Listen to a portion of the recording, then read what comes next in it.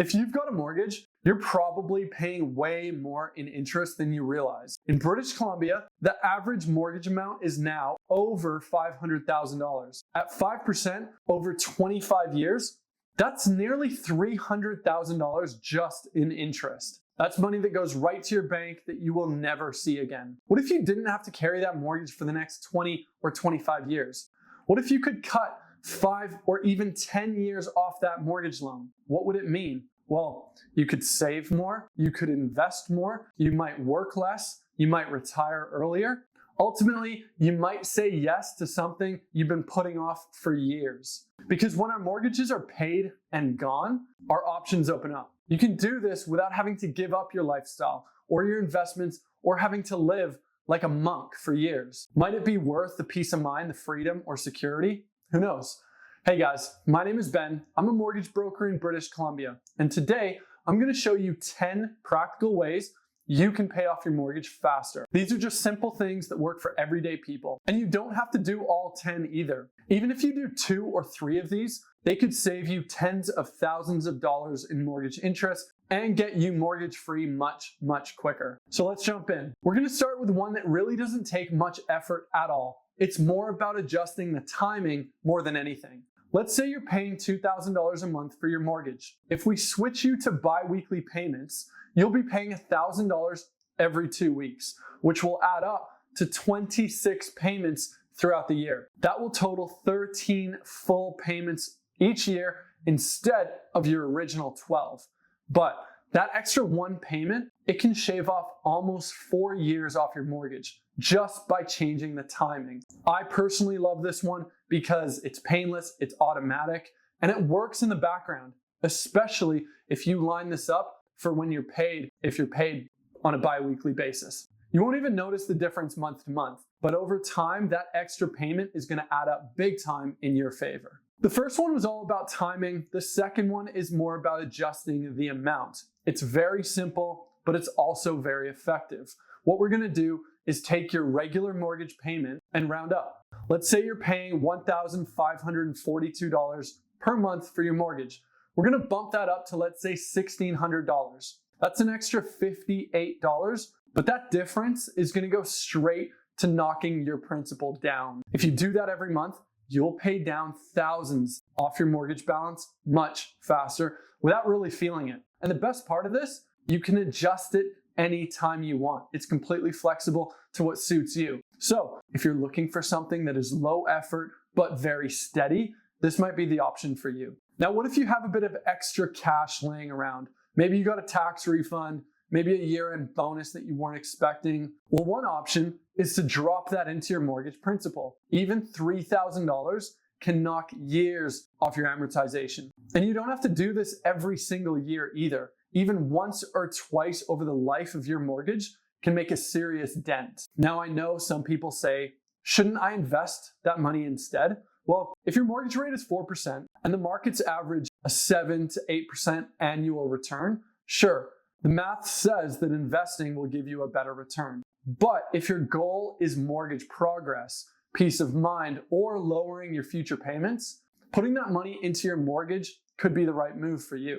Just be sure to check with your lender on what's called prepayment privileges. Most lenders let you put an extra 10 to 20% of your original mortgage amount toward the principal each year without a penalty. Here's the one that most people overlook, and it could save you even more money. Most people will treat their renewal like a quick rate check, and that's it.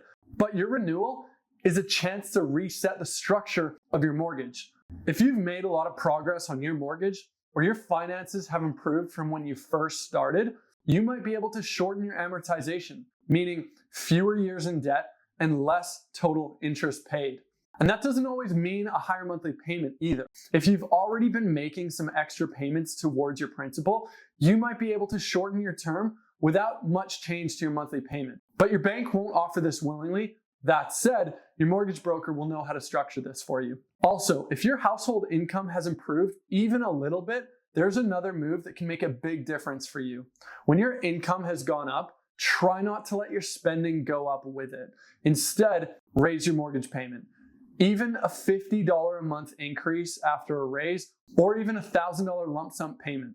Here we get into the invest versus pay off your mortgage debate again, and some will choose to invest that money, which is totally valid, but paying down your mortgage is going to give you guaranteed progress, flexibility, and if that's what you're after, if your goal is mortgage freedom rather than portfolio growth, this is one of the best habits that you can build.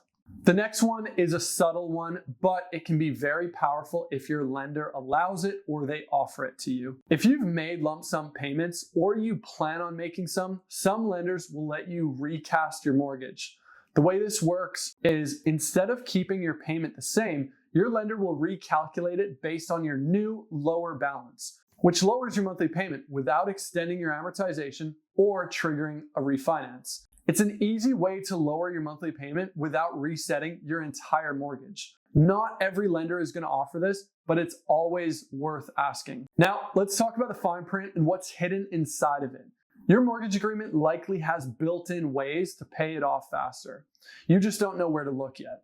Unfortunately, most people won't read the fine print in their mortgage agreement. But inside that fine print, you're going to find what's called your prepayment privileges. You might, depending on your lender, be allowed to increase your monthly payment by 10 to 20% or make lump sum payments up to 10 to 20% of the original mortgage every year. If you can even use half of that room available, you can knock years off your mortgage without a penalty or refinancing. This is how people chip away at their mortgage debt much faster without making crazy life changes. Now, not everyone has thousands of dollars laying around to throw at their mortgage. Big lump sums are not always realistic, and that is completely fair. But some of the best progress happens with what people call found money. Money that you weren't counting on in the first place. Things like a tax refund or maybe a cash gift, maybe some unexpected income from a side hustle. If you've got an extra $1,000 or $1,500 kicking around, throw it at your mortgage principal. You're relying on that money anyway, and it will certainly move the needle for you. So if you're not sure where to start with making some extra payments, I think the best way to start is to start with money that you weren't planning on having in the first place. All right, one of the biggest levers that you can pull is refinancing. It's not for everyone, but in the right situation, it can make a massive difference. Let's say your current rate is much higher than what's available right now, or you've built up some solid equity. Refinancing could help you lower your payments, consolidate debt, or even stretch out your amortization to give you some breathing room and free up some cash flow.